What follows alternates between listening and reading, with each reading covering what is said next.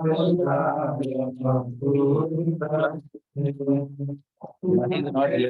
you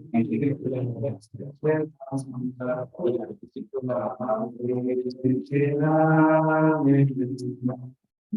Namaste Saraswate Gauravani Prachanam Nirvishesha Shunyavadi Pashatyadeshatari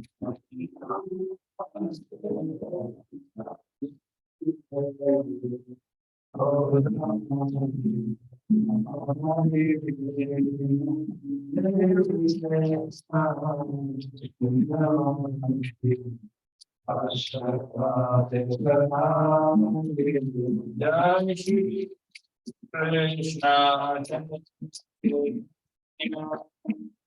Prabhu Nityananda Shri Advaita Gadadhar Shri Vasadi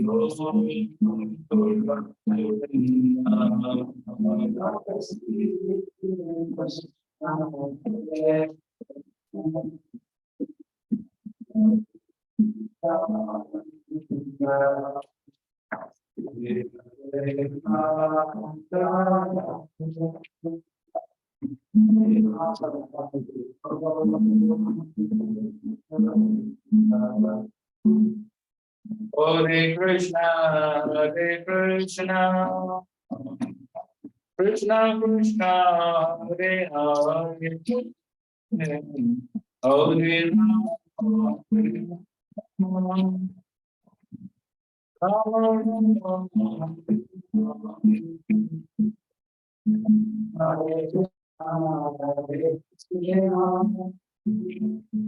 Krishna Krishna, Hare Rama, Hare Rama,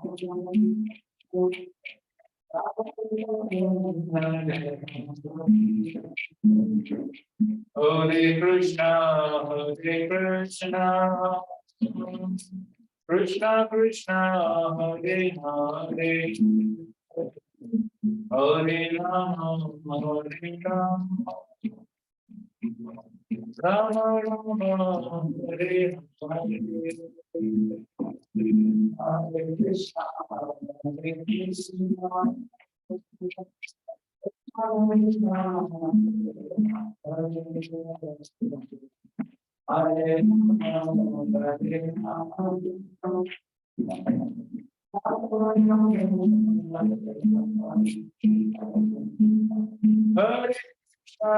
Hare Krishna,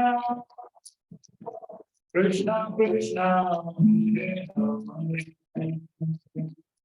Hare Rama, Hare Rama, Rama Hare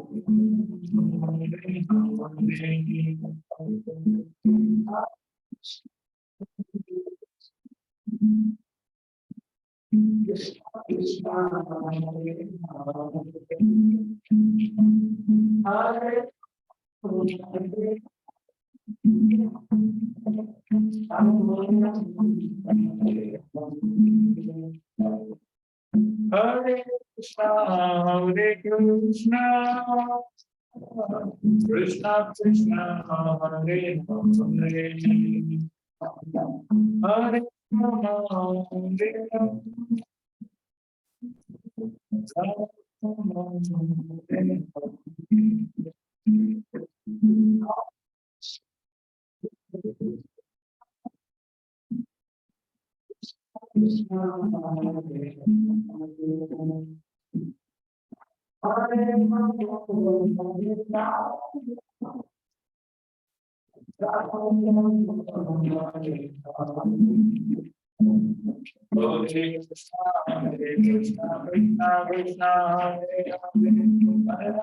Rama,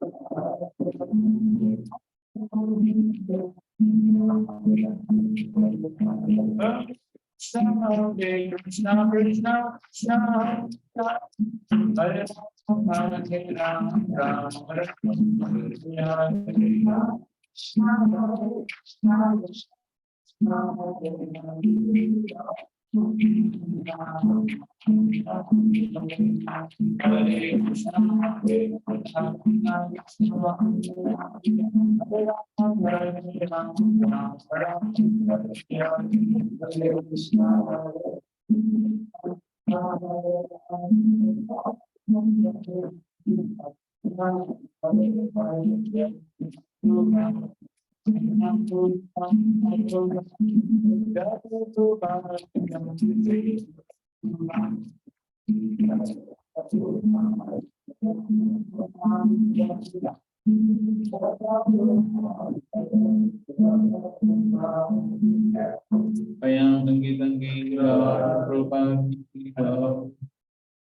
Om Jnana-tinmirantasya Jnananjana-shalakaya Chakshurunmilitam Yena Tasmai Shri Gurave Namaha Shri Chaitanya-manobhishtam Sthapitam Yena Bhutale Swayam Rupa Kadamayyam Dati Swapadapitam Namam Vishnu-padaya Krishna-prasthaya Bhutale Srimate Bhakti-vedanta Swamini Namine Namaste Saraswate Devi Gauravani Prachadine Nirvishesha Shunyavadi Paschatyadesh-dharine Jai Shri Krishna Chaitanya Prabhu Nityananda Shivasam Vidur Bhaktivinoda Hare Krishna Krishna Krishna Hare Hare Hare Rama Rama Rama Hare Hare.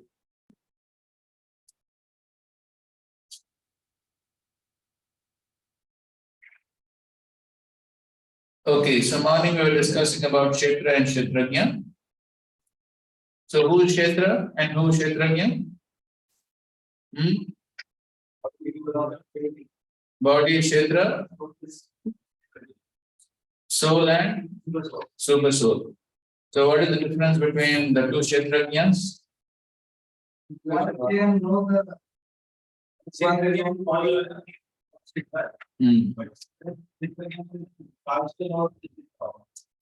At least he knows his own Kshetra to some extent. And then in the fifth verse, Krishna described, you want more knowledge about Kshetra and Kshetrajna, then you have to consult Rishibi, other sages like Parashar Muni and Chandavi, other scriptures, Brahma Sutra, Padaischeva, Brahma Sutras, Vedanta Sutras. And we had our discussion on, we had discussion on Brahma Puksham Pratishtha. And we also had a discussion on what? Yes, so Guru Sadhu Shastri.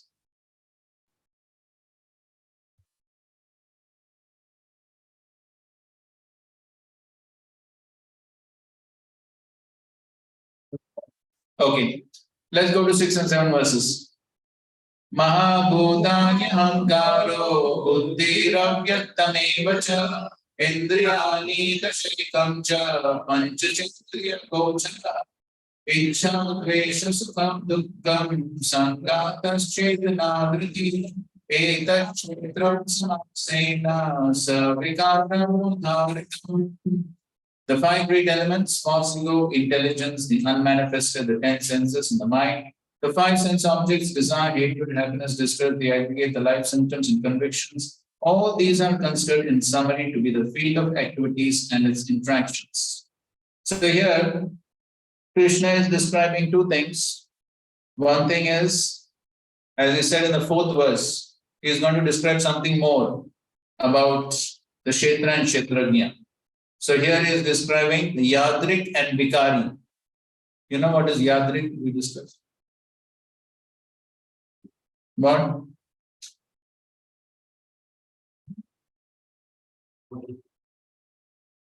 What is Yadrik? 4th verse, see?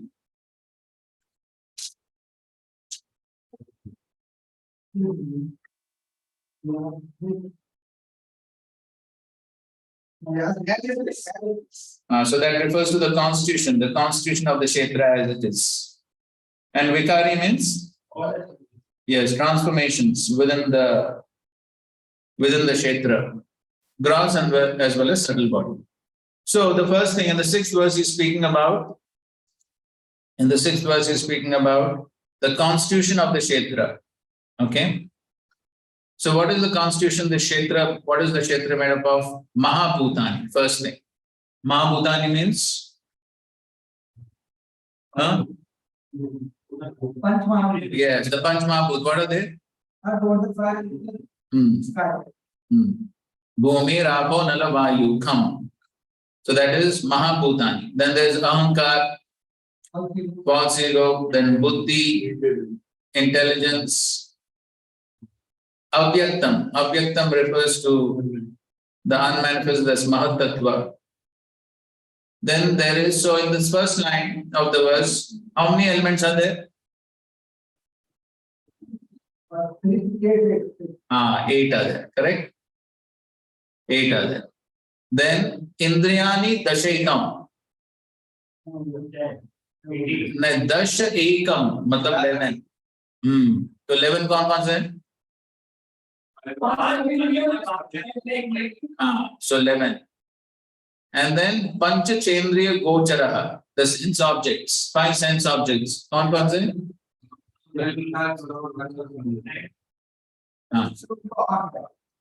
तो कितना हो गया? 16. पहले 8 और फिर ये कितना हो गया? 11 plus 5, 16. 16 plus 8, 24. So 24 elements. So the Kshetra is made up of these 24 elements. ठीक है? Okay. So therefore, Prabhupada, in his purport, he gives a list of all these 24 elements in the first paragraph. And then he says, if one makes an analytical study of these 24 subjects, then he can very well understand the field of action. That is the Kshetra. Now, the 7th verse is talking about the Vikari, the changes within the subtle body. What are the changes within the gross body? क्या है 6 changes बोलो? प्रभु जी को बोलने दो. 6 changes of the gross body. सबको पता है. Birth, growth, sustenance, remaining for some time, byproducts, dwindles, and finally deaths, vanishing. So these are 6 changes of the gross body. Now Krishna is speaking about the changes of the subtle body. So the changes of the subtle body are Ichcha, Dvesha, Sukham, Dukkham, and Triti. These are the changes of the subtle body. So Ichcha, so we know what is Ichcha, desire, Dvesha, hatred, Sukham, Dukkham, and Triti. Triti means conviction. So all these are the Vikari, Sa Vikaram, Etat Kshetram Samasena, Sa Vikaram Udharitam. So these are, in summary, Krishna is saying here, summary, some few transformations within the subtle body he's mentioning over here.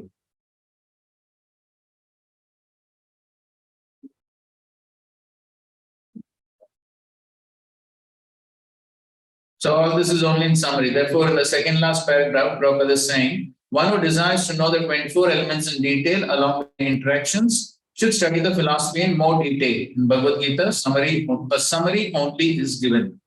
Okay. So if you want more details, then you have to attend Bhakti Vaibhav course. Then you'll get more details.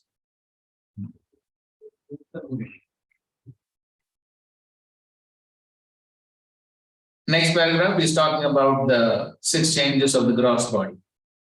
And finally, Prabhupada is ending the purport by saying, therefore, the field is a non-permanent material thing. However, the Kshetrajna, the knower of the field, its proprietor, is different. Okay, same thing here. Let's read. A few clarifications are here. This was the nature of the field is described.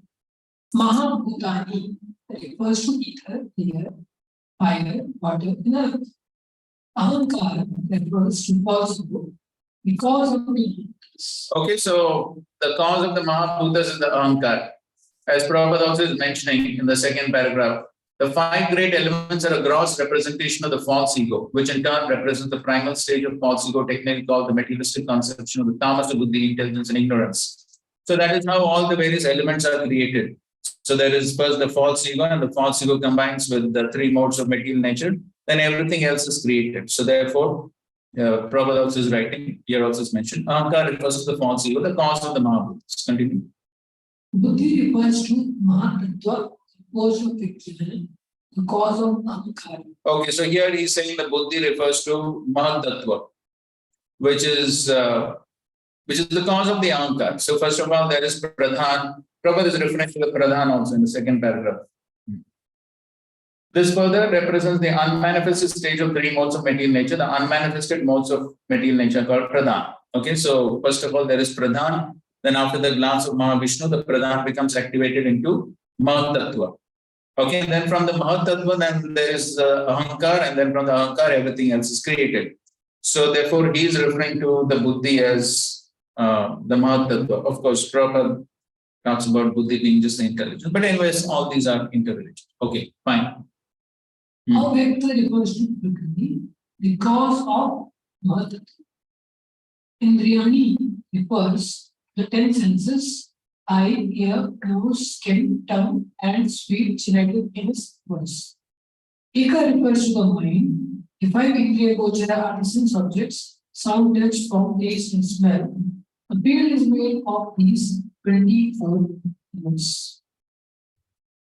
Sanghaka is the body, evolving from the 24 elements.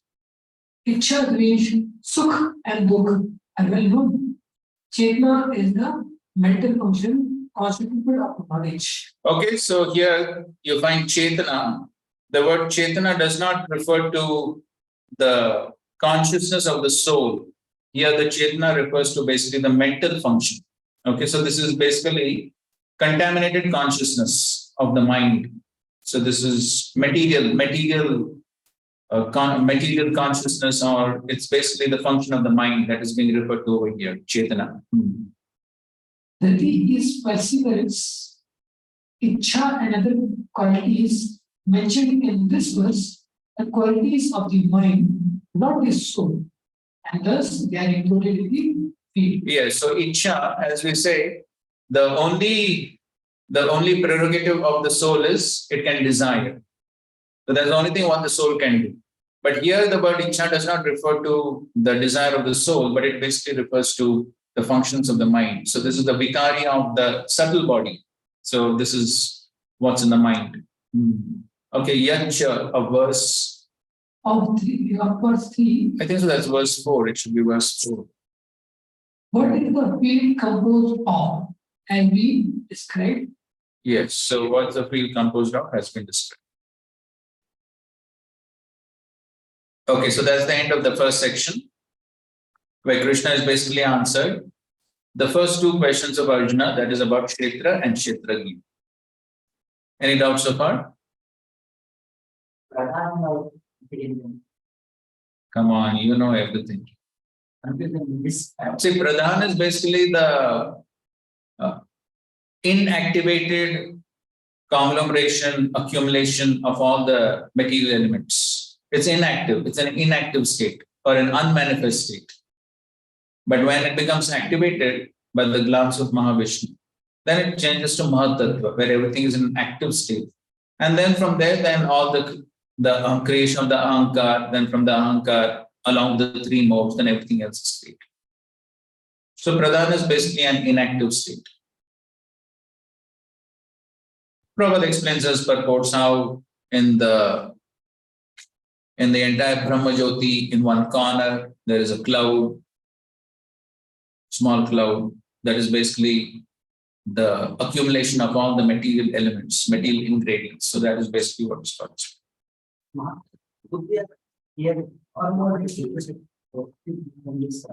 Vishwanath Thakur is saying Buddhi is basically Mahatattva in this context.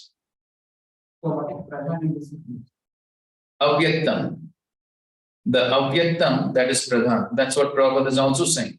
The unmanifested modes of material nature are called pradhan.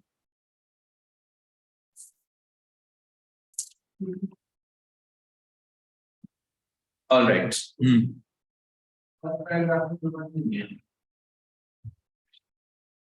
The living symptoms represented by consciousness and conviction are the manifestation of the body, mind, ego, and intelligence. Correct. यहाँ पे जो consciousness है ये soul वाला है, mind, ego. हाँ, वही तो आपने हमने पढ़ा था ना? Yeah. Chetana is the mental function. कि उसके ऊपर desire क्या करता है? There are desire, hatred, and distance. Icha also. Icha, dvesha, sukham, dukkham. So all this is the transformations of the subtle body.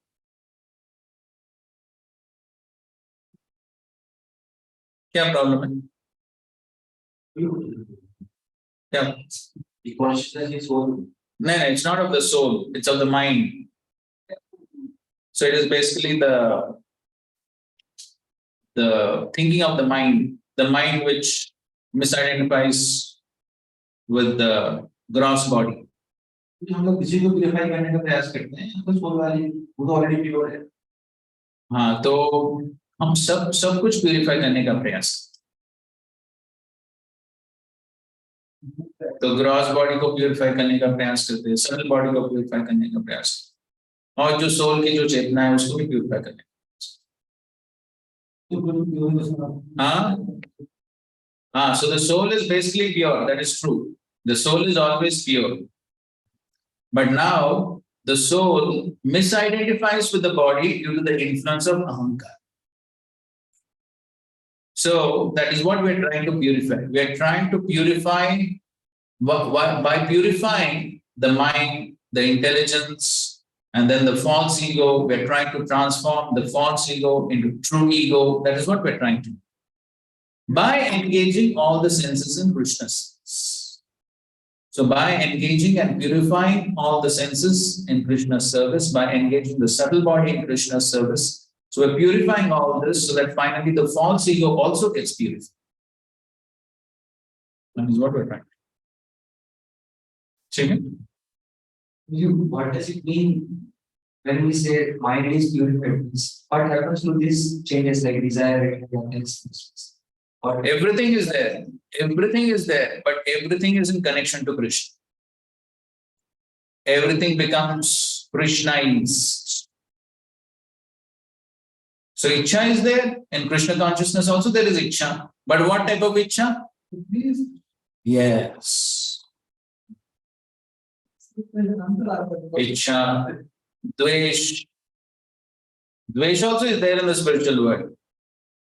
But that's also spiritualized. Spiritual jealousy. We can't understand it here because we have no experience of that here. Or at least we can try to have some experience. Sukha, dukkha, that is also in connection to Krishna. Everything in connection to Krishna.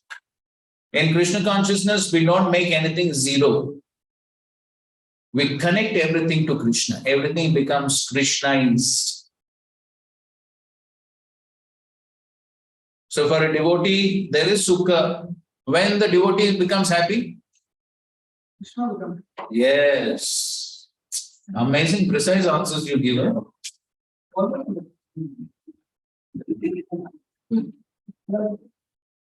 I think so, Lord Shiva's special mercy on you.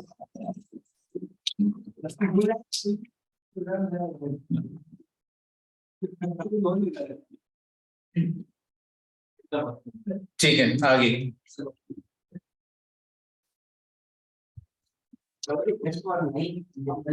हाँ,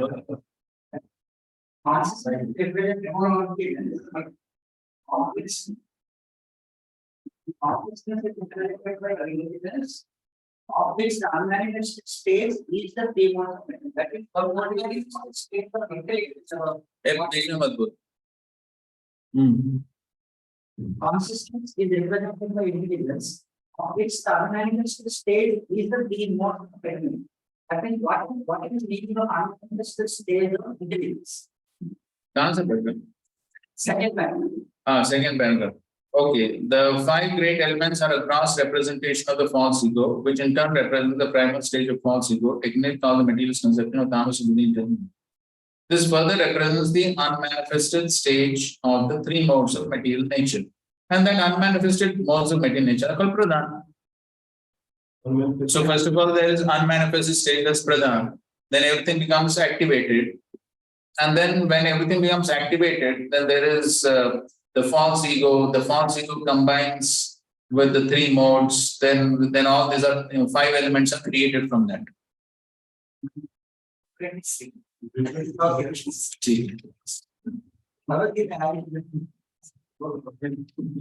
Knowledge is as it is. Okay, Hare Krishna. So the next section from 8 to 12, that is Jnanam, the process of knowledge. Okay, let's recite these verses together. Amanetvam adam vedvam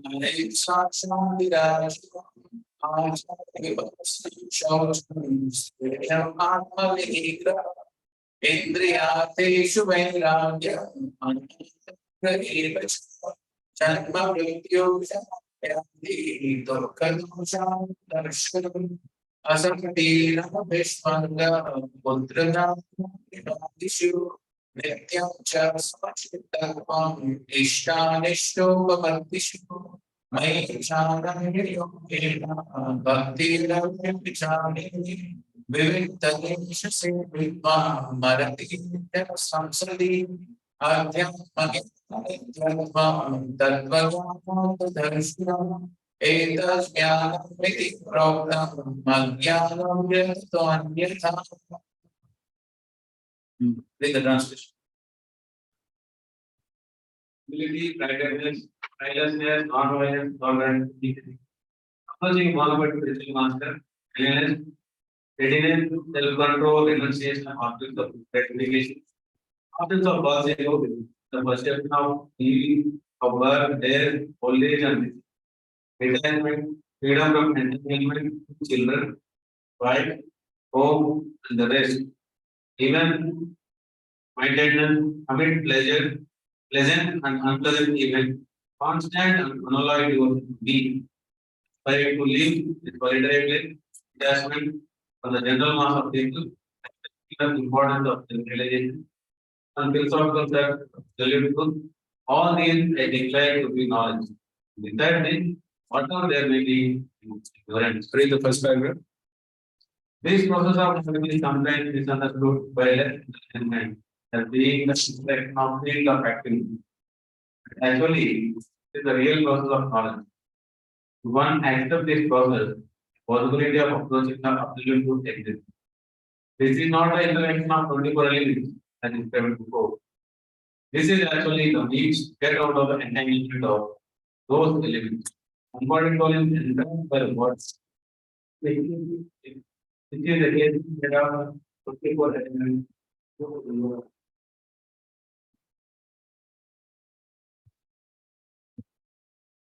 Which is made of 24 elements, and the process of knowledge is that discussed here is the means to get out of all the description of the process of knowledge. The most important point is described in the first line of the 11th verse. Mai chananya yogena bhakti abhyavicharani. The process of knowledge terminates in unalloyed your service to the Lord. So if one does not approach or is not able to approach the transcendental service of Lord, then the other 19 items are of no particular value. But if one takes to do service in full Krishna consciousness, the other 19 items automatically develop within him. As stated in Srimad Bhagavad, as they are the Bhagavad Gita, Sarva Gunita Tamasa Tejva. All the good qualities of knowledge develop in one who has attained the stage of human service. The principle of accepting the spiritual master as mentioned in the 8th verse, essentially, even for one who takes dual service is most important. Transcendental life begins when one accepts the one by spiritual master. The Supreme Personality of Godhead, Sri Krishna, clearly states here that this process of knowledge is the actual path. Anything speculated beyond this is nonsense. Okay, now read the last paragraph.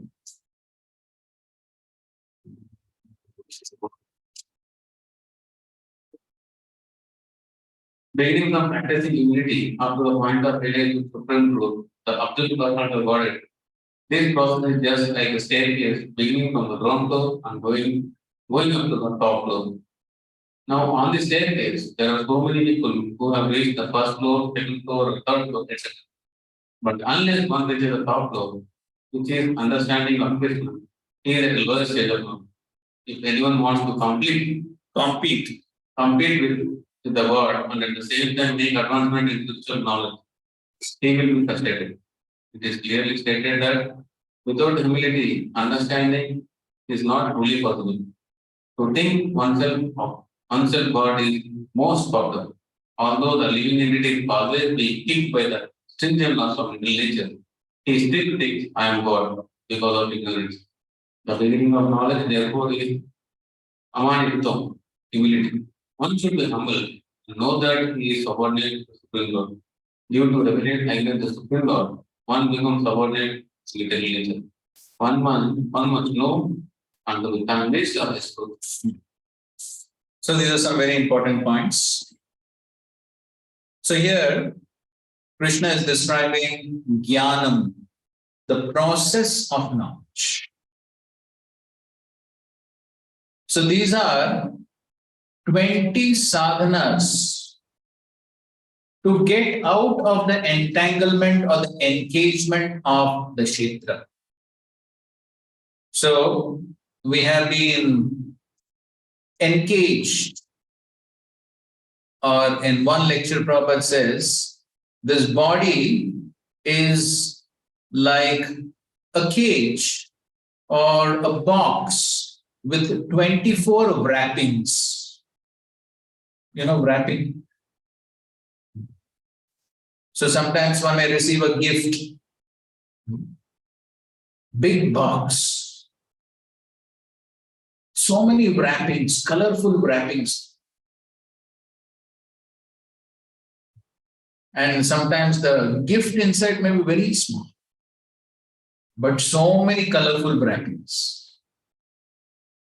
So similarly, here we have this body made up of 24 wrappings. And inside, who is trapped? I. Right.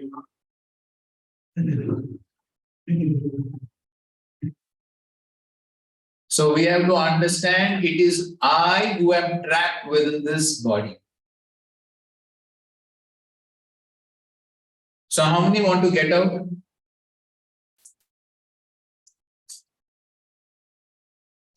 At least 2 don't want to get out. No problem, choice is yours.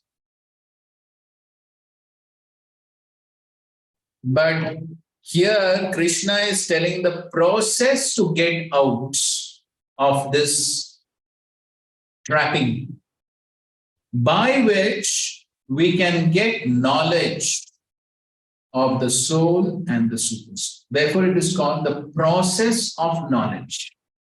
It is the process to gain knowledge of the Jivatma and Paramatma.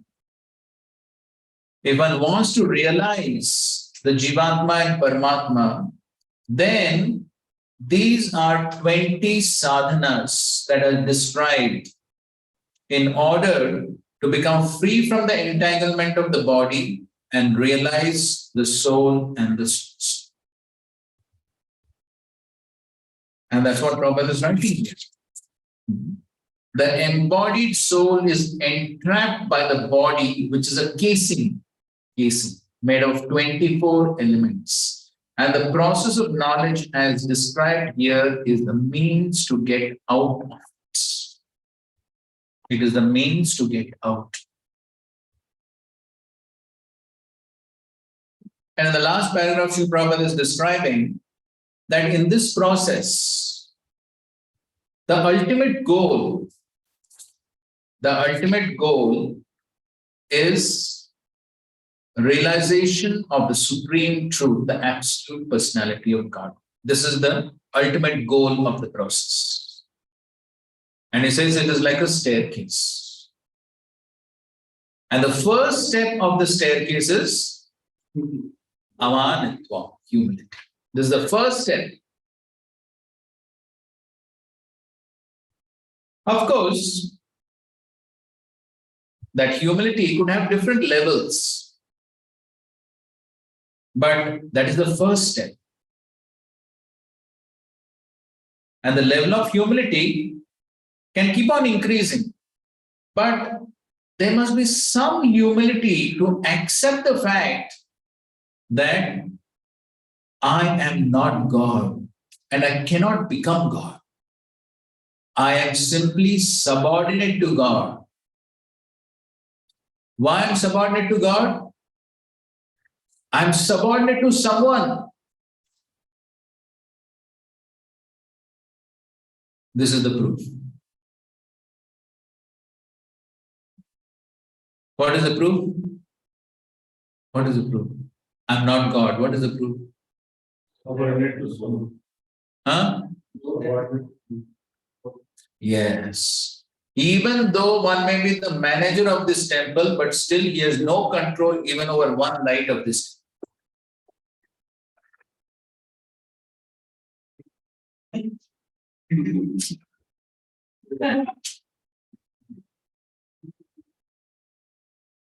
So what is the control?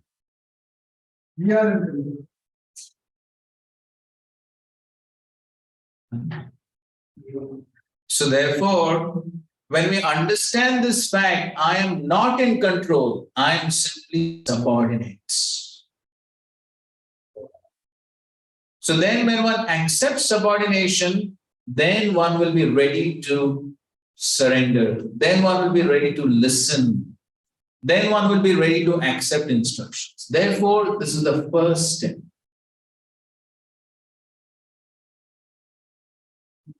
And to the degree one realizes this fact, then to that degree one becomes more and more surrendered.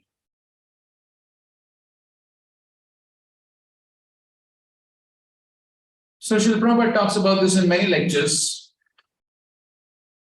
the so-called independence of modern man.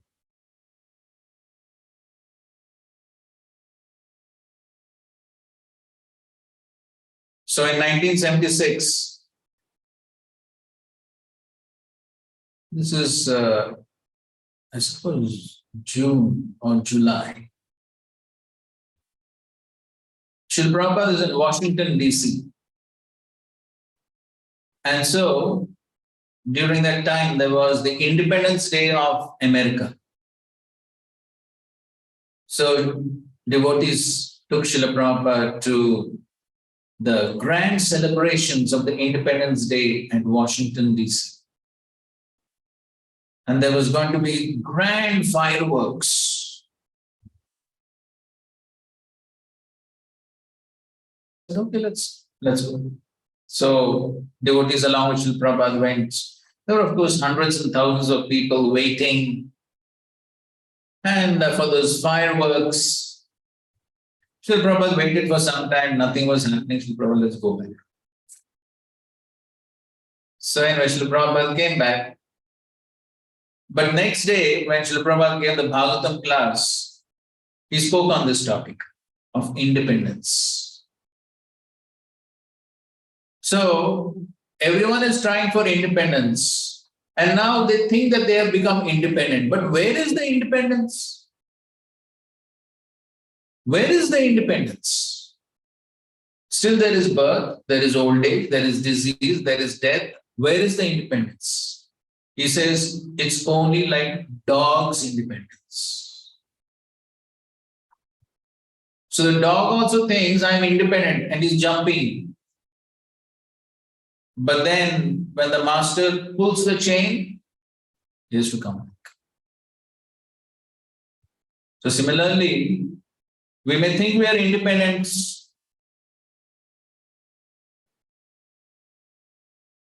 The earth only has to move for a few seconds, the earth has to move. and more than 50,000 people die.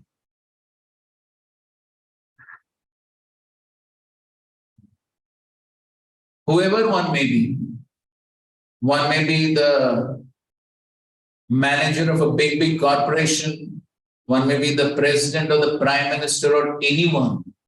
History has shown who is independent in this world. One could be killed by his or her own bodyguards. Where is it? And then Srila Prabhupada gives another example. Just like the criminal in the previous times when he was punished, how he was punished? By dunking within the water. And then for a few seconds he's brought out.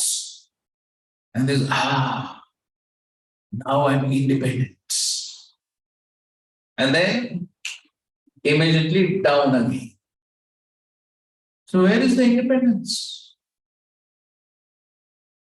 So therefore, one who realizes this, that I'm not independent, I'm totally subordinate to higher powers, to the laws of nature, I'm so subordinate, then automatically one becomes humble. So, lack of humility shows a lack of knowledge and realization. Again, that point comes up in the 15th chapter. But only because of ignorance, when one fails to realize I'm so insignificant, I'm so much controlled, when one fails to understand this, then one becomes proud. Then one thinks I'm great, I can do this, I can do that. But without the sanction of higher powers, what can we do? Nothing. So therefore, then when one develops that humility, that yes, I am subordinate, then that paves the way for surrender to the Supreme. Therefore, Srila Prabhupada is explaining, this is the first step. This is the first. Then one will at least accept some instructions and proceed ahead. Now, amongst these 20 items that Krishna is speaking over here, 17 of them are common to both the devotees and the jnanis. One item is meant only for the devotees. What is that? Maicha ananya yogena bhakti ravi vicharini. This is for the devotees. And the last two are meant only for the jnanis. Adhyatma jnana nityatvam tattva jnanartha darshanam. So these two are meant only for the jnanis. Okay? 17 are common, both for devotees and jnanis. One is meant for the devotees, and two are meant for the jnanis. Now, another important point Prabhupada is mentioning here is Maicha ananya yogena bhakti ravya vicharini. The process of knowledge terminates in unalloyed devotional service to the Lord. So if one does not approach or is not able to approach the transcendental service of the Lord, then the other 19 items are of no particular value. But if one takes to devotional service in full Krishna consciousness, the other 19 items automatically develop within him. Yasyasti bhakti bhagavad kinchana sarve gunaista prasmas. This is another very important point to understand, which we touched upon in the 12th chapter also. So, the main quality of a devotee is what? Yes, in the 26 qualities of the devotee, the primary or the Swarup Lakshana of a devotee is Krishna Eka Sharanam. One who has taken shelter of the Supreme Lord, is seriously practicing the various angas of bhakti, especially Shravanam, Kirtanam, Vishnu Smaranam. So this is the primary Lakshana of a devotee. If this primary Lakshana is there, then the other 25 qualities eventually gradually develop. This is again a very important point for our own practical application. Sometimes there is a tendency to focus more on the secondary qualities than the primary quality. And one may judge a Vaishnava on the basis of secondary qualities rather than primary.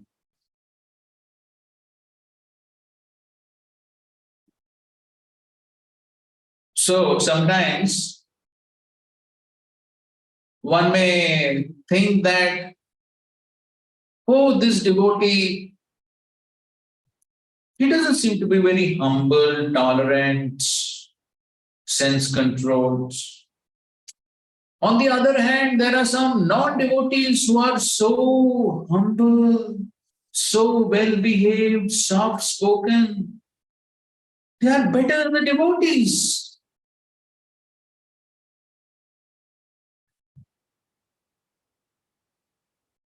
One may have a feeling like that. And even amongst devotees, one may sometimes judge on the basis of these secondary qualities.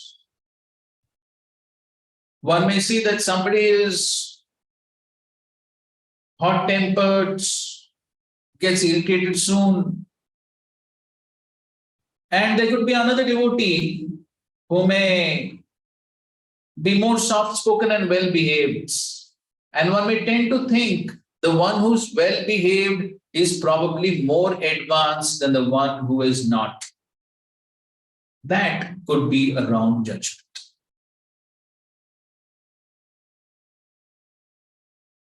Because the primary quality is the devotional practices.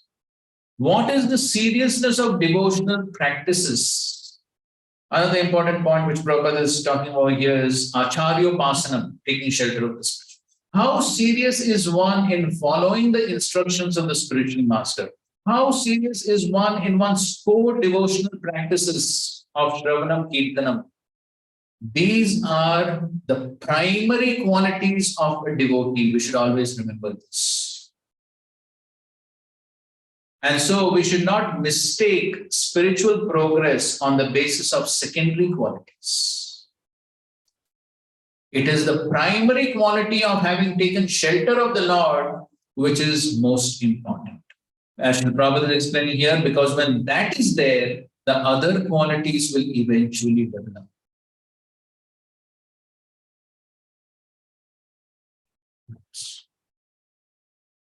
And so, therefore, we must understand that sometimes the presence of secondary qualities could be due to sattva-gun, due to previous life's conditions, due to the influence of previous life. But what is the result of qualities that are simply a result of sattva-gun? Huh? Oh, that is okay. What is the result, or what is what we can say? So these qualities which are due to sattva-gun, how stable they are.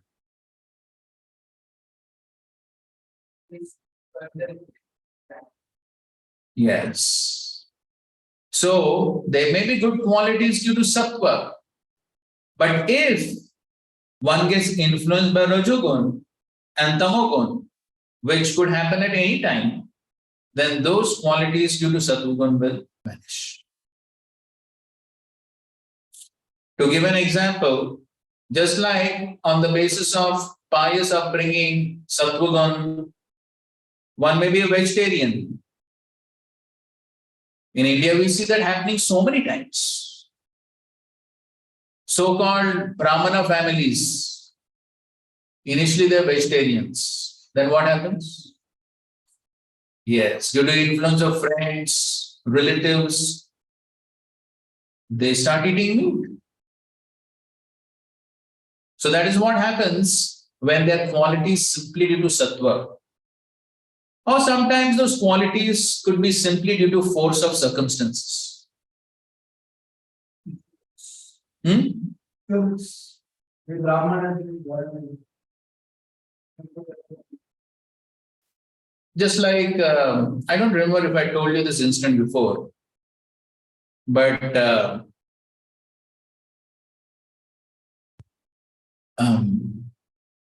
so once we were traveling in a flight from Mumbai to Calcutta, and a person died on the flight. I told this before. So there was an emergency landing at Nagpur. And so then person died means then police comes and they investigate and all that. So many lengthy procedures. And all the other passengers could not come out of the flight. They can't come out. They are supposed to be inside. And it gets quite stuffy inside. And it's getting late. So much time was going. And unlike Indian railways, where on the train, even if the train gets delayed, then there is chai and vada pav and so many things coming. But on the flight, nothing comes. Nothing comes. So nobody can go out, nobody can come in except for the staff. So life becomes boring.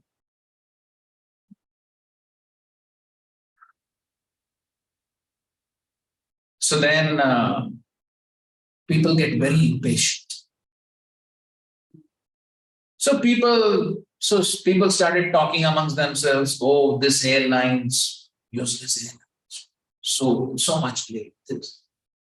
So people were talking among themselves. But there was one lady, she could not control herself. So she burst out.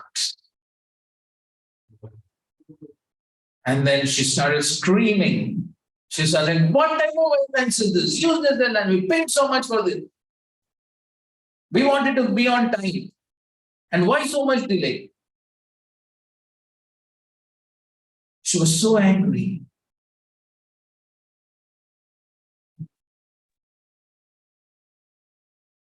And what was so amazing was these air hostesses who appeared to be the epitome of tolerance and humility.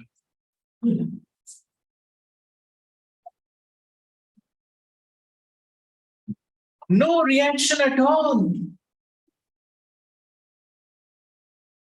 So cool. And they were trying to pass for a man. It's okay. Please have a glass of juice. So that is what? Circumstantial good qualities. They know if they want to be in their job, they have to behave like that, even though inside they may be boiling. But externally, they have to put on the facade, the show of great saintly personality.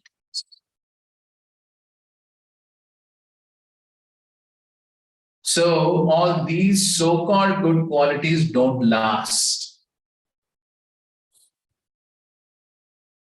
Because when the true good qualities manifest, they are the true good qualities of the soul which manifest due to destruction of material contamination.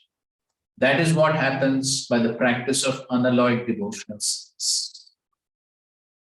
So the important point is therefore, of course, now the other part of the story is one should also not think that, okay, good qualities will develop by the practice of devotional service. So till then I can behave in any nonsensical way. It is all right. Prabhu, please be patient. I'm still practicing. No, that is also not allowed. Because why not? One could justify it on the basis of this verse, Yasyasti Bhakti Bhakti. One could justify it. So, what do you say?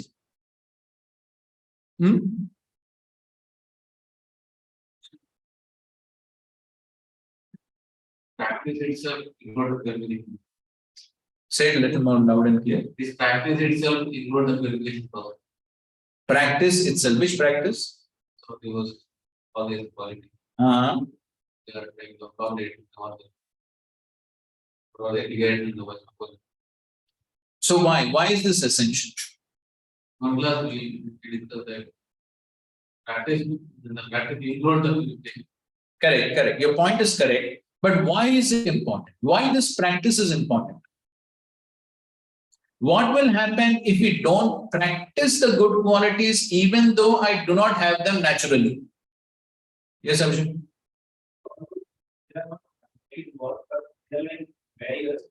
Keep us on the path of Bhakti. The values are not the need to explain. Okay, that's also a good point. What will happen if we don't try to practice these good qualities? Even though I don't naturally have humility, tolerance, sense control, I don't have them naturally. But as an austerity, I should try to practice them, even though I don't have them naturally. Why? What will happen if I don't try to practice them? Yes. And what will happen when there are offenses? Yes. Then I cannot progress in bhakti. So, by the progress in bhakti, I am trying to develop good qualities. But I cannot progress in bhakti unless I try to practice the good qualities. You get the point? So, I can say by the practice of my bhakti, good qualities will come. But I cannot progress in bhakti unless I try to practice the good qualities. Therefore, even though now it is not natural to have the good qualities, I need to practice them as an austerity. Why as an austerity? To please the Vaishnavas, to please Guru and Krishna. So therefore, even though sometimes somebody insults me and I feel I should blast this fellow, but still, as an austerity, I have to control myself so that I don't commit offenses. Okay? But we have to understand this point that ultimately it is the practice of pure devotional service, unalloyed. We discussed this point many times, unalloyed. Ananya yogena, here also, ananya yogena, bhakti, abhivichar. So this unalloyed devotional service is the primary quality of Vaishnava.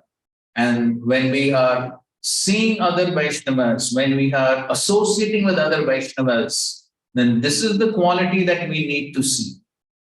How much is one serious in the core devotional activities?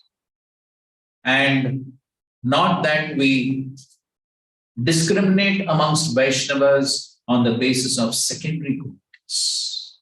The secondary qualities will gradually manifest. So, all these are also described in great detail by Srila Vishnu Thakur in the Madhuri Kadam. Okay. Yes. If we are, let us say, preaching, the outside people are very attracted to the spiritual qualities. Correct. So, to attract them to Krishna consciousness, they will not accelerate Krishna consciousness. So, to attract them to Krishna consciousness, let's set up where we attract them to this spiritual qualities. Then later we do them Krishna consciousness. Is the way? Therefore, we already made the point that to please other Vaishnavas as well as for preaching, for all purposes, even though the secondary qualities may not be naturally present, I need to practice them as an Austin.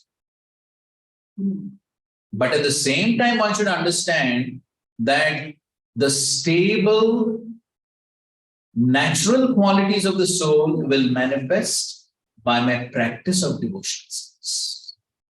That point also should be. But trying to practice the good qualities is also a part of devotions, because I'm trying to please the Vaishnavas by trying to practice second. Right? Any other clarifications on this discussion? Like one who is trying to practice is more sincere in practicing even the core principles of devotional life, because he's that serious, therefore he tries to practice humility, tolerance also. Therefore, sometimes conditionally try to judge like okay, he's more advanced because he's sincerely trying to practice more parts. Okay. Yes. At the same time, yes, we do understand that, okay, somebody who's seriously trying to progress in devotional service will also seriously try to practice these secondary qualities. But at the same time, till the point one is completely purified due to one's past conditionings, sometimes the secondary qualities may not manifest. Somebody who has a hot-tempered nature due to the influence of Rajagun from previous life may find it very difficult to control it in all circumstances.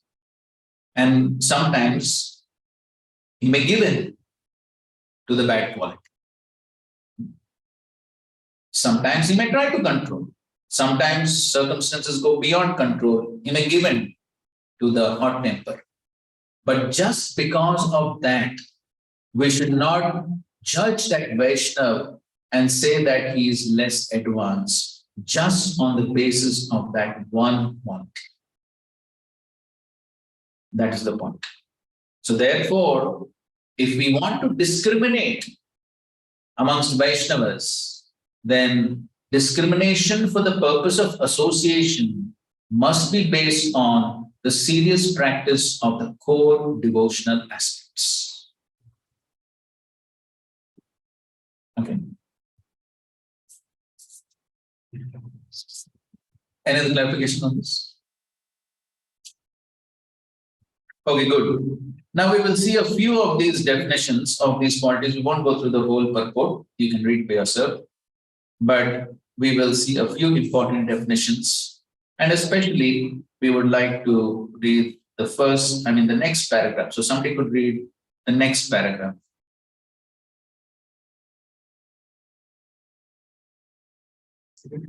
As for the knowledge outlined here. As for the knowledge.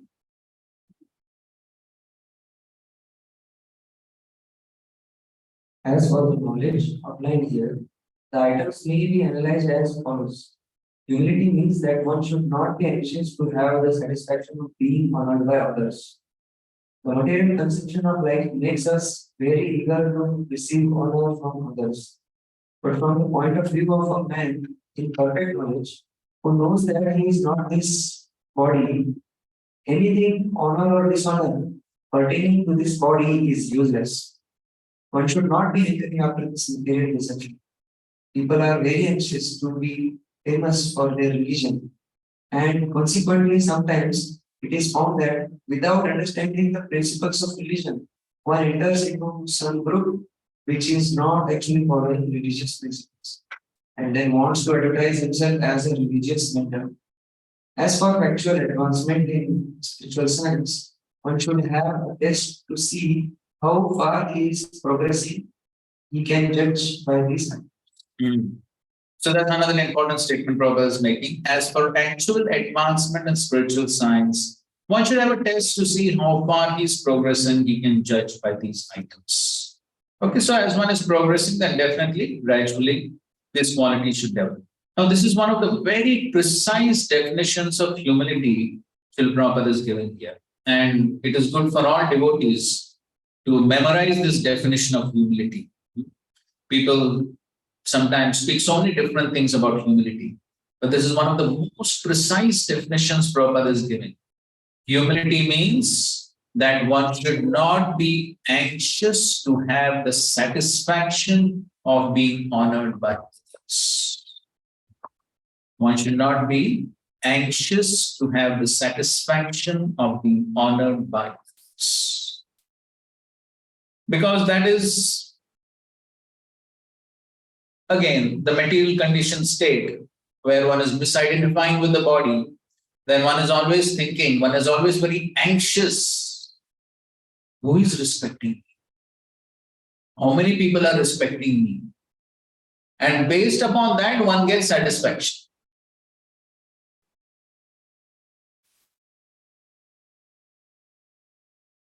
And to put it in modern day terms, then how many YouTube followers,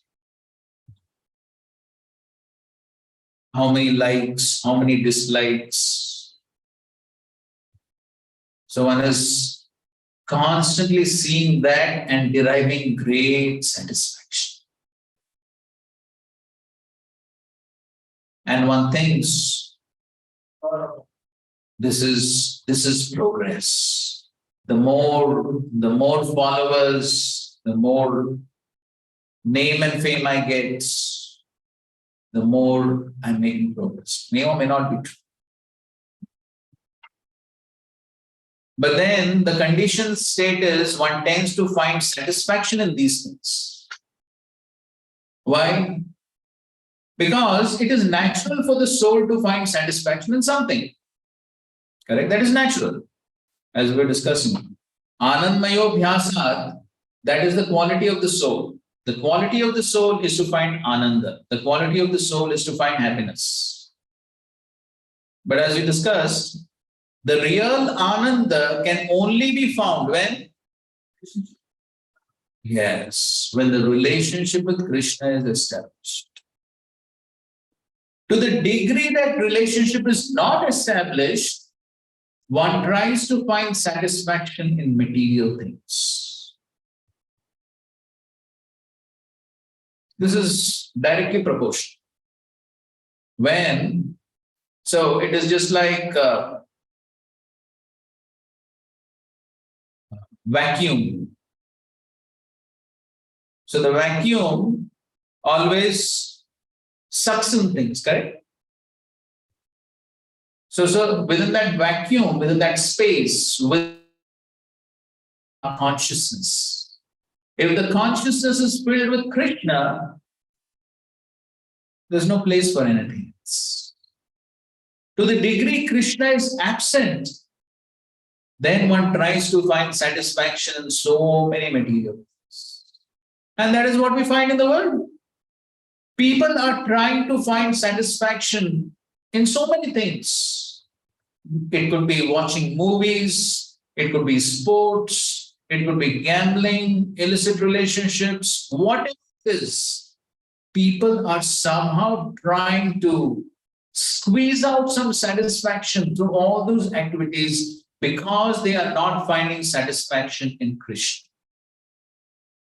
And to the degree one finds satisfaction in Krishna, in the association of devotees, and in that association, Krishna Katha, when one finds satisfaction in these spiritual things in connection to Krishna, then the hankering for all these other material things will vanish.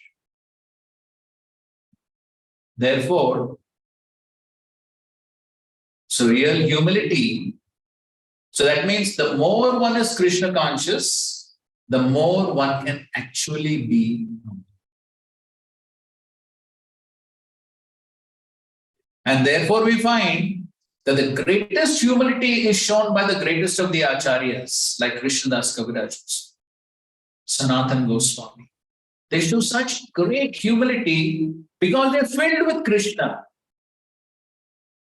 So therefore they can show that humility. Then when one is not Krishna conscious, Krishna is not within one's consciousness, then one tries to find satisfaction in so many material things. Then one requires puja, la, pratishtha, to somehow try and find that satisfaction.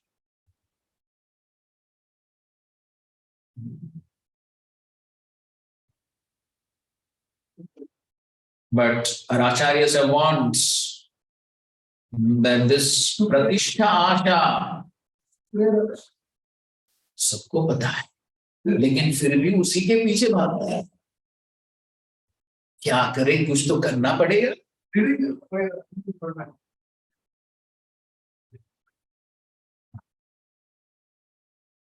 And Raghunath Das Goswami, in his Manashiksha, he says this is Chandalini. This is a low class Chandalini. Dog, not even that. Dog eating Chandalini. Shvapacha Ramani.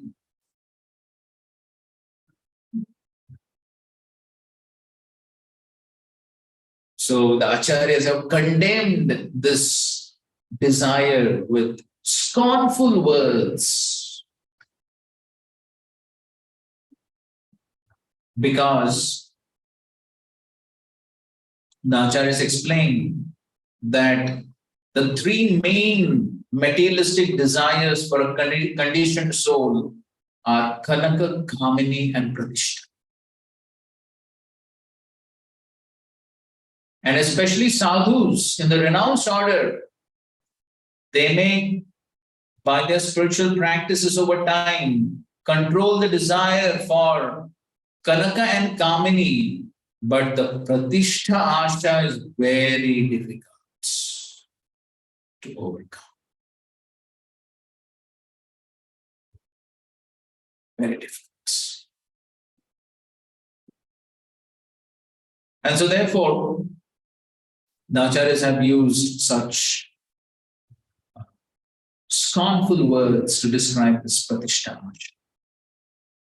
because one should understand how abominable it is.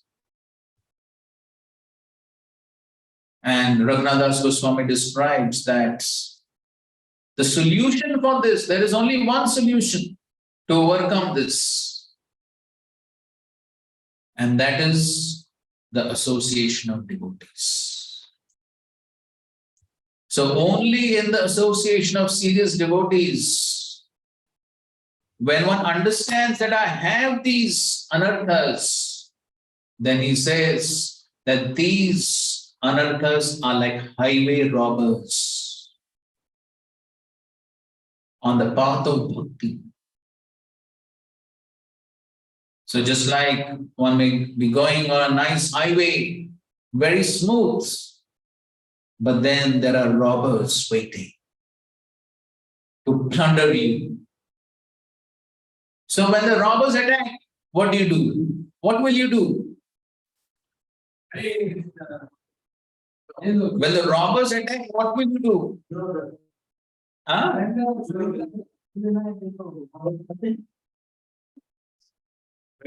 What do you do? Yes. Call for the police. Call for help. So therefore he says, similarly, when these highway robbers of these anarthas attack, call out to the devotees for help. Take shelter of the devotees. That is the importance of association. We need not that we simply stay in association and have a good time of eating and sleeping. But in that association, we need to seriously take shelter of the Vaishnavas, take shelter of their instructions. That is what we need. When we take shelter, then it is possible to get. In 1968, His Grace High Prabhu, I think I mentioned this before. He wrote a letter to Srila Prabhupada. Amongst many things, he said, I am being attacked by lust. And Srila Prabhupada, what did he reply? Yes, he said that Mr. Lust or his father or his grandfather I will kick him on his face with my boots, provided you follow my instructions. That is the meaning of taking association. So taking association means following the instructions. When one follows the instructions and the Vaishnavas are pleased with the devotee, then the Vaishnavas are so powerful that they can drive away these anarthas. Of course, ultimately Krishna does that. Yasya prasada bhagavad prasada. So when the Vaishnavas are pleased, seeing a devotee sincerely following instructions, following the path of bhakti, when the Vaishnava is pleased, Krishna is pleased, and when Krishna is pleased, it is so simple for Krishna to drive out these things. That is how the process works.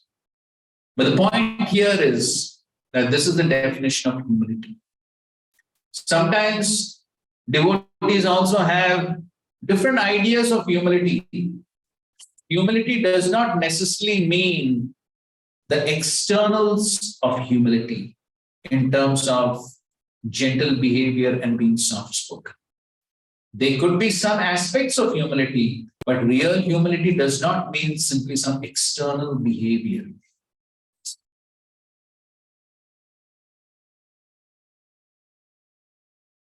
So we find that the same acharyas who are so humble, like Krishnadas Kaviraj Goswami, but at the same time, sometimes they appear to be so harsh. Srila Prabhupada, epitome of humility, but sometimes he appears to be so harsh. Somebody may say, hey, this is humble behavior. Just now we read in the morning we read Prabhupada is saying to the Mayavadis, I'll kick him on the face with my boots. Kicking God, come on, face it. So somebody may say, hey, what is this? This is humility.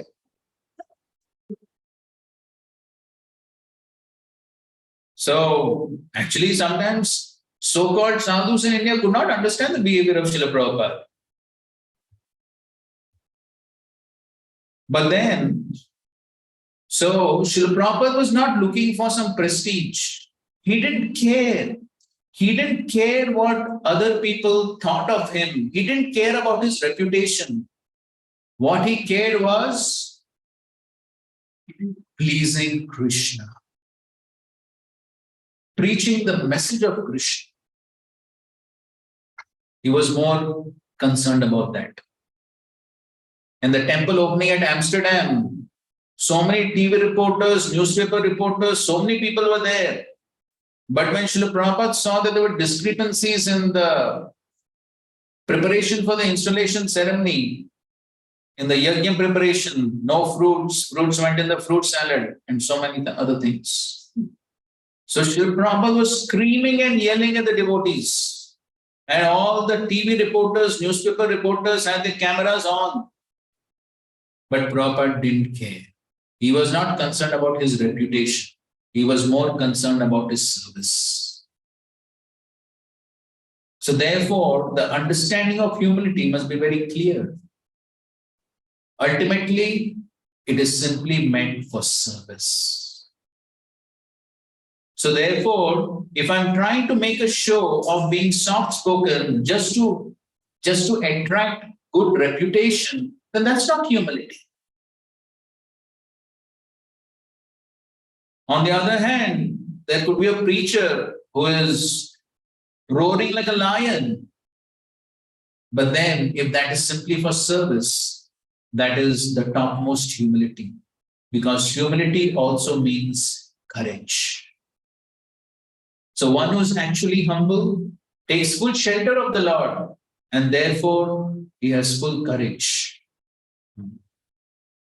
So therefore, this is the very precise definition of humility Prabhupada has given, which is totally an internal consciousness and is not based on anything external. One should not be anxious to have the satisfaction of being honored by others. Therefore, the important lesson is never judge a Vaishnava simply on the basis of external behavior. We could be mistaken. Therefore, the quality of humility definitely is an internal consciousness where one's satisfaction lies. That is the important. Okay, so we'll see a few more definitions. And within this paragraph, Prabhupada is also describing Adam Vidvam. So Adam Vidvam means not making a show. Damba. Damba basically means show, making a show. Adam Vidvam means not making a show of religiosity. So Prabhupada is writing that. Sometimes it's found that without understanding the principles of religion, one enters into some group which is not actually following religious principles and then wants to advertise himself as a religious mentor. So that's making a show of religion. That is Damba. And Adam Vidvam means not having that mentality to simply make a show. Okay, fine. So then he's defining ahimsa, non-violence. Okay, read that paragraph. Non-violence is generally taken to mean not killing or destroying the body. But actually, non-violence means not to put others into distress. People in general are trapped by ignorance in the material concept of life, and they perpetually suffer material pains. So, unless one elevates people to spiritual knowledge, one is practicing violence. One should try his best to distribute real knowledge to people so that they may become enlightened. Leave this material pain. This is not good. That is not good. Okay, so this is non-violence. So non-violence means to distribute real knowledge so that they may become enlightened. So by not giving this knowledge to others, we are causing violence because then they will remain in the material world and suffer. So just like there could be physical violence, physical suffering. So when people don't get spiritual knowledge, then they continue in the suffering condition. So that is why it is called as himsa. And so non-violence means, in another place, Prabhupada actually gives a more very precise definition of non-violence. He says non-violence means to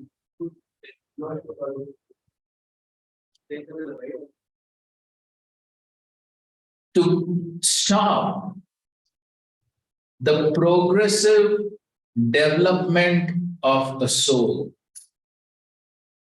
That is actual non-violence. To not stop I'm paraphrasing, but this is what he wrote in one of the purports. Not to stop the progressive development of the spirit soul in spiritual consciousness. So anyway, even physically when we kill someone, we are actually preventing the progress of that soul to a higher species. Then the soul has to once again come back to the same species rather than going to a higher species when we prematurely kill the body of the soul. So Prabhupada gives an analogy for this.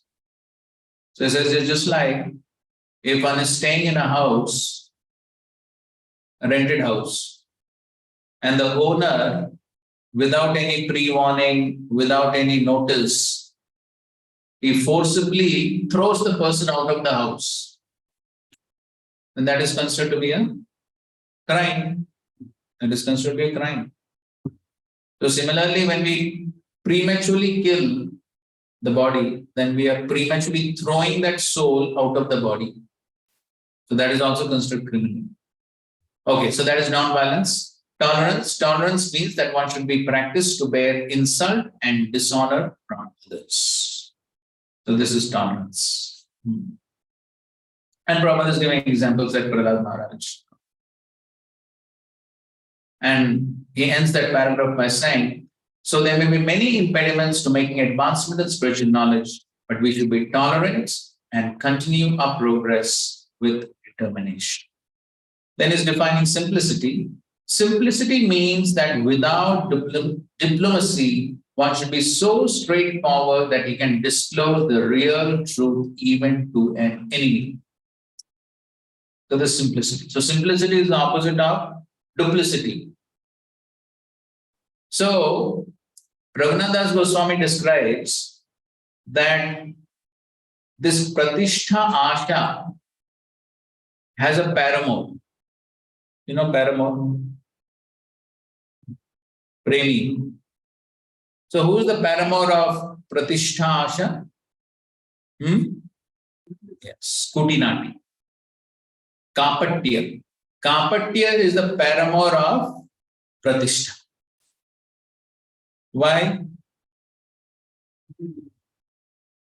Anyone can give an explanation why?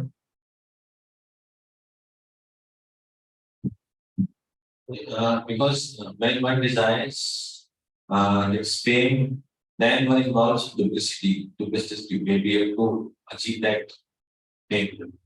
Correct. So when one is desiring fame, then one will try crooked means to somehow get the fame. Because the goal is what? Fame. Very lucrative, very attractive to the conditions. Then when one wants that, one is ready to cheat, one is ready to do malpractices, so many things one is ready to do because one wants the fame. Why do people cheat in exams? Because they want fame of good marks. They cheat. People cheat to get money. Why? Again, the same reason. Fame of being rich. So you see, in the outside world, so many people take bribes, lakhs of rupees, they take bribes. Why? Fame. So when there is pratishtha, then to get the pratishtha, one is ready to do duplicity, kutinati, kapatti.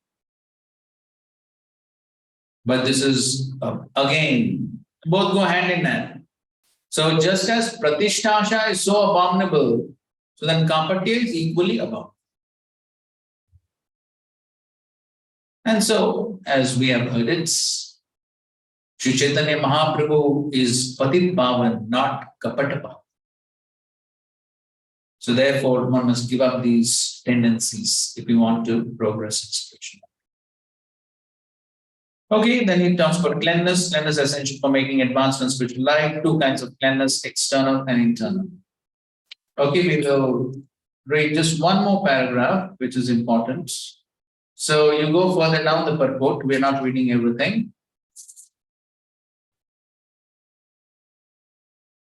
Okay, another definition is of steadiness. Steadiness means that one should be very determined to make progress in spiritual life. Without such determination, one cannot make tangible progress.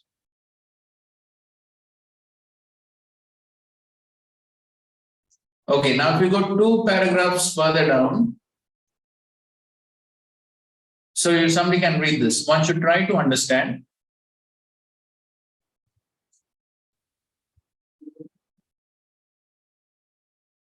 One should try to understand the distress of accepting birth, death, old age, and disease. There are descriptions in various Vedic literatures of birth. In the Srimad Bhagavatam, the order of the unborn, the child stay in the womb of the mother, its sufferings, etc. All are very rapidly described. It should be thoroughly understood that birth is distressful because we forgot how much distress we have suffered within the womb of the mother. We do not make any solution to the repetition of birth and death. Similarly, at the time of death, there are all kinds of sufferings, and they are also mentioned in the authoritative scriptures. These should be discussed. As far as disease and old age are concerned, everyone gets practical experience. No one wants to be diseased, and no one wants to become old. But there is no avoiding these. Unless we have a pessimistic view of this material life, considering the distresses of birth, death, old age, and disease, there is no impetus for our making advancement in spiritual life. Yes, that's the important statement. Unless we have a pessimistic view of this material life, considering the distresses of birth, death, old age, and disease, there is no impetus for being advanced in spiritual. So one must have a pessimistic view of material life. So one should, Prabhu says there's so many lectures, Prabhu says. So one should be convinced that this material life is abound. As Srila Bhakti Saraswati Thakur said, this material world is no place for a gentleman. So therefore, if one understands that place is horrible, I need to get out. So one should feel that urgent need. I want to get out. And to the degree one feels that urgent need, then to that degree one will take spiritual lifestyles. So therefore, if one thinks, chalta hai, theek hai. At least one drop of honey is falling sometimes. You know that analogy, correct? So if one is thinking, after all, one drop of honey I am getting sometime, then one will remain satisfied in material life. But when one understands, no, this material world, horrible place, so much, I need to get out. Why? So that I can serve Krishna better. Not simply because I want a peaceful life. No. Because I can serve Krishna better. So then one will become serious. The next paragraph is very good for grihasthas who want to have a happy grihastha life. So if you are ever preaching to grihasthas, this is a very good paragraph for them. And of course, it's also applicable to brahmacharis. It doesn't mean it's not applicable. But here Prabhupada is giving 4 things to make family life happy. And of course, these 4 things will make any family life happy, including brahmachari family life. And what are the 4 things? Chanting the holy names. Hare Krishna, Krishna Krishna, Hare Hare. Hare Rama, Hare Hare. And then, yes, accept the remnants of food stuff offered to Krishna, only Krishna Prasadam. Then have some discussion on books like Bhagavad Gita and Srimad Bhagavatam, as we're doing now, and engage oneself in deity worship. These 4 things will make one happy. These 4 things will make one happy. That means it applies to everyone. But of course, Prabhupada is talking about family. One should train the members of his family in this way. Okay. And then in the next paragraph, Prabhupada is writing another important point. Generally, when we get something desirable, we are very happy. And when we get something undesirable, we are distressed. But if we are actually in the spiritual position, these things will not agitate us. And to reach that stage, we have to practice unbreakable devotional service. Devotional service to Krishna without deviation means engaging oneself in the 9 rows of devotional service, chanting, hearing, worshiping, offering respect, etc., as described in the last verse of the 9th chapter. That process should be followed. And then it says, naturally, when one is adapted to the spiritual way of life, he will not want to mix with materialistic men. That would go against his grain. One may test himself by seeing how far he is inclined to live in a solitary place without unwanted association. That means only association of devotees. Naturally, a devotee has no taste for unnecessary sporting or cinema going or enjoying some social function, because he understands that these are simply a waste of time.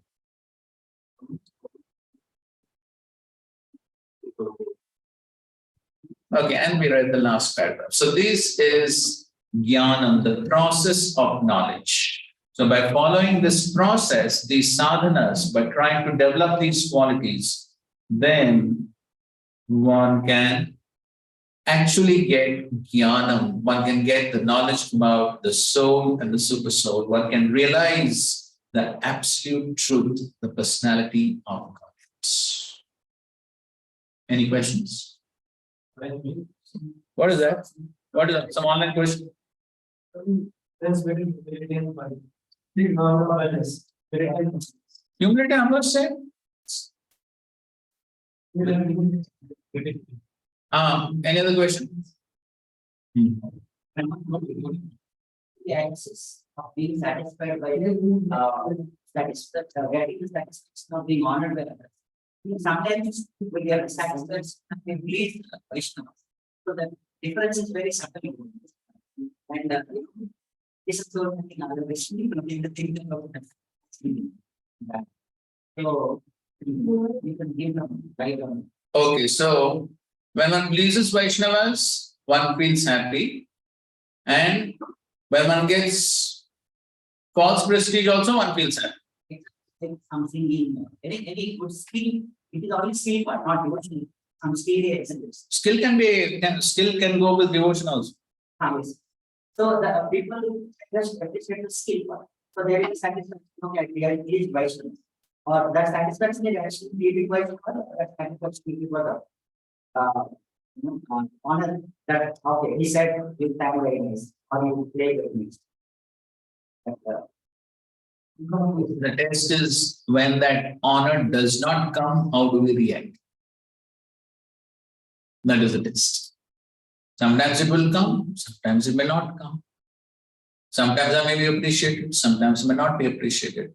But whether I get that praise or not, whether I still do the service, that shows that I'm not attached. But if my satisfaction is simply based on the false prestige and honor that I get, and I'm attached to it, then as long as I get it, I will do the service. When I don't get it, I will give it. That is what it is. Here, simplicity also it's told that you can speak the truth boldly, I mean, tell even to the enemy, no diplomacy. But actually, Prabhupada also says in Bhagavad Gita only that diplomacy and politics and connected to Krishna is. So, in practical terms, sometimes you have to be diplomatic, even among devotees also, because we are in the second program and all. So, just wanted to clarify how do we reconcile. So therefore, the motive must be clear. Motive must be clear. Why am I doing what I am doing? Do I have a motive only to please Guru and Krishna, or do I have something? So that one has to ask oneself. And so if there is doubt, then one can take guidance, one can consult some seniors. But ultimately, I have to find out for myself, what is my motive in this? And as far as Brahmanas are concerned, especially as devotees, we're supposed to be Brahmanical. So as far as Brahmanas definitely need to be truthful. So Kshatriyas are allowed to be diplomatic, but as far as devotees are supposed to be Brahmanical, then as far as possible, truth. Here also you didn't cover this, but actually disciples are regular principles.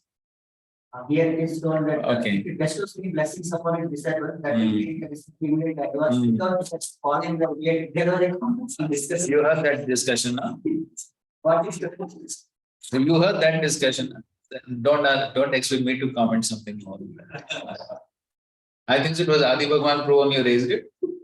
It was for your question, I suppose. No? Not for my question. So mention Anyway, something happened, whatever. Okay. what is your stack? Baad mein. Approaching these two qualities of bodies, like accepting the importance of self-realization and then very philosophical self-power. Accepting the importance of self-realization, why it is not coming into devotees, that is also devotion. Because for devotees, God realization and self-realization go together. So for us, we focus more on God realization, and the self-realization comes parallelly. Unlike the jnanis who focus more on self-realization. Bhagavad Gita will hear that the rule should be against it. That devotee should be against it, fully sheltered up, fully taking shelter of Krishna. So that quality like completely dependent on Krishna. तो पूरा एकदम that desiring from fame पूरा उससे opposite है. Say, So that is the just clarify that is the only whole and soul purpose for being a devotee. It should be completely on this side of being against and being completely associating and identifying oneself as servant of Krishna. say what? Say, In order to confirm this. no, say what? The fame and all this should not be like with this desire of fame and this adoration, this should not be part of it. No. If Krishna wants to make somebody famous, that's up to Krishna. But that's not my design. That should not be my design. And so we have nice examples. We have example of Madhavendra Puri. He became famous because Gopinath stole kheer for him. Then when he heard that he's going to become famous, what happened? Yes, he left the place. But it said that fame reached before him to Puri. But then he used that fame in Krishna's service to get the chandan. So similarly, there was Vasudev leper. After Mahaprabhu embraced him, the leprosy went away. And then Vasudev became afraid. Now I've got such a beautiful body. I'll become famous. So he expressed that concern to Mahaprabhu. What did Mahaprabhu say? Yes, you simply chant the holy names and you won't be affected. So, if Krishna wants to make somebody famous, that's up to Krishna. But we don't have a desire. Because we desire only one thing, and that is Krishna. Only Krishna. Pleasing Krishna. That's it. Srila Prabhupada ki jai, Srimad Bhagavad Gita ki jai, Sumait Gaur Bhaktivinoda ki jai. Hare Krishna, Krishna Krishna, Hare Hare. Hare Rama, Rama Rama, Hare. Thank you.